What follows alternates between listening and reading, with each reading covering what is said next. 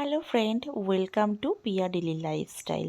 তোমাদের ফ্যামিলির একটা মিনি ট্যুর তোমাদের সাথে শেয়ার করব, যেটা 26শে জানুয়ারি ও 27শে জানুয়ারি গিয়েছিলাম। তো তার কিছু মুহূর্ত তোমাদের সাথে শেয়ার করব।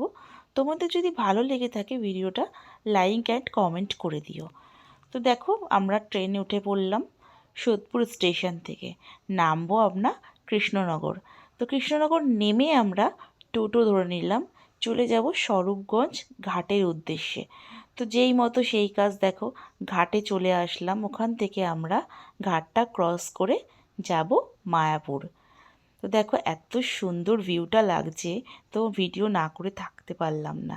তারপর ঘাটে নেমে ওখান থেকে চলে গেলাম টোটো করে হোটেলের উদ্দেশ্যে। যে এখান থেকে ভিউটা এত সুন্দর লাগছে কি বলবো। তারপর আমরা হোটেল পেয়ে গেছি। ব্যাগ ট্যাগ রেখে একটু রাতে ঘুরতে বেরিয়েছিলাম। তারপর হোটেলে এসে খেয়ে দিয়ে ঘুমিয়ে পড়েছিলাম, যেহেতু অনেকটা জার্নি হয়ে গেছিলো, 3.5 ঘন্টার জার্নি হয়ে গেছিলো। তো সেভাবে আমি ভিডিও করতে পারিনি, আর ফটো তুলেছি বাট ভিডিও করতে পারিনি। তো ফটো তোলার সেইগুলোই তোমাদের সাথে আমি শেয়ার করছি।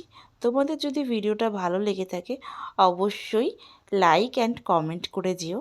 তো দেখো আমি সেই ফটোগুলোই তোমাদের সাথে শেয়ার করছি, কারণ আমাদের আবার ট্রেন ছিল 3:20-তে।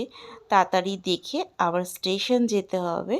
আর এটা হচ্ছে গোশালা, মায়াপুরের সবথেকে খুব ভালো জায়গা। এটা হচ্ছে গোশালা। এই গোশালায় 300 গোমাতা আছে। তো তারপর আমরা এসব দেখে এখান থেকে বেরিয়ে আমাদের মন্দিরে লাঞ্চের কুপন কাটা ছিল। সেখানে আমরা লাঞ্চটা সেরে বাড়ির উদ্দেশ্যে বেরিয়ে গেছিলাম।